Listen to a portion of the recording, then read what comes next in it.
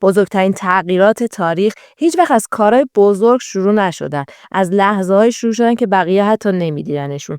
لحظه‌های اینقدر کوچیک، اینقدر معمولی که مغز آدم اصلا جدیشون نمیگیره. اینجا یه راز مهم وجود داره. مغز انسان دو چیزو پس میزنه. اونی که خیلی زیادی بزرگه و اونی که زیادی کوچیکه. وقتی چیزی زیادی بزرگ باشه مغز میگه این برای من زیادیه، نمیتونم.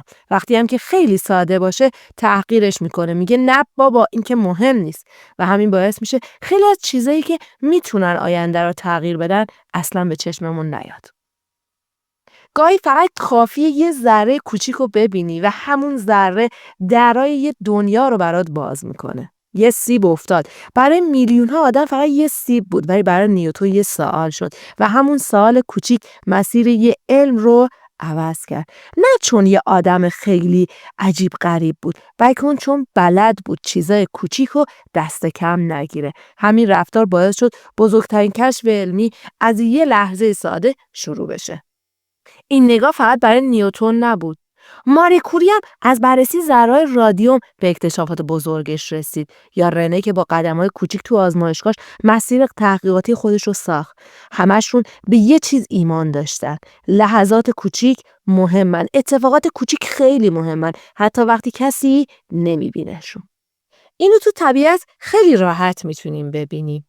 یه جنگل از یه دونه درست شده. یه رودخونه از یه قطره. هر موفقیت، هر کشف، هر تغییر بزرگ اولش یه لحظه کوچیک داشته. یه حرکت ساده یا یه ایده معمولی که کسی بهش توجه نکرده.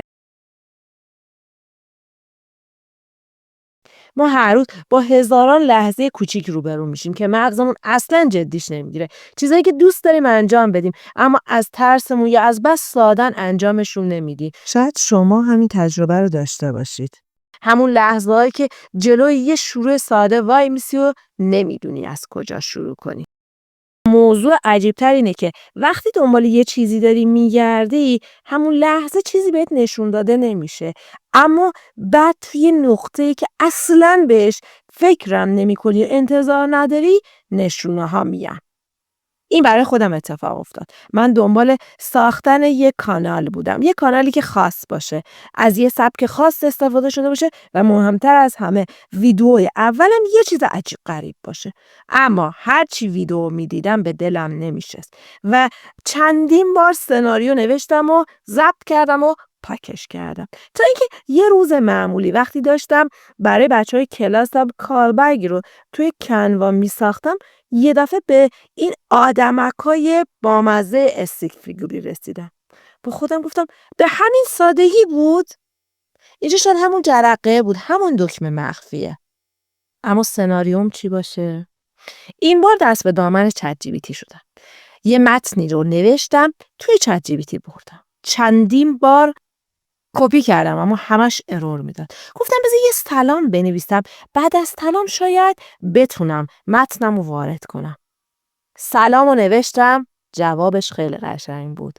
گفتگو مثل باز کردن در یک کتابخونه مخفیه که پشت اون شاید یه جهان عجیب کمین کرده باشه. امروز ذهنت سمت چه جرقه‌ای کشیده شده؟ و بعدش ادامه داده بود گفتگو واقعا شبیه باز کردن دریه که معلوم نیست پشتش چی باشه. گاهی یه اندیشه کوچیک، گاهی یه پیچ و خم فلسفی، گاهی هم فقط یه شوخی سبک. من فقط اون تصویر رو گرفتم و کمی کش دادم تا جذاب‌تر بشه. شاید اگه ادامه بدیم این در بزرگتر و تماشایی تر بشه. این دقیقاً همون جرقه بود. همون چیزی که لازم بود و من ازش استفاده کردم. و حالا با شما هم، با شماهایی که میدونم یه در خیلی قشنگ برام باز میکنی برای بودن در کنارتون. حالا اگه مثل من حس میکنی گیر افتادی، اگه مدام به یه شروع بزرگ فکر میکنی، اگه دقیقاً نمیدونی باید از کجا شروع کنی، بذار یه حقیقت ساده رو بگم. شروع مهم نیست. کوچیک بودنش هم مهم نیست. کامل بودنش هم مهم نیست. تنها چیزی که اهمیت داره اینه که واقعی باشه. هر شروع کوچیکی، حتی یه سلام، قدرت اینو داره که یه مسیر تازه رو باز کنه. به شرط اینکه واردش بشی. این ویدیو بزرگ نیست. ادعای عجیبم نداره. اما اگه تونسته باشه یه تلنگر کوچیک باشه، پس همون کاری رو کرده که یه سلام کرد. یه جرقه روشن کرد. پس اگه مدتی دنبال شروع می‌گردی، شاید لازم نیست دنبال ایده خارق‌العاده‌ای بگردی. شاید شروع واقعی همین الان اتفاق افتاده، از یه چیز کوچیک که خودت هم باور نمی‌کردی. این ویدئویی که تازه داره مسیر منو میسازه. شاید بزرگ نباشه اما واقعیه. اگه تو هم مثل من دنبال اون تلنگر کوچیک بودی، شاید این همون نوعش باشه.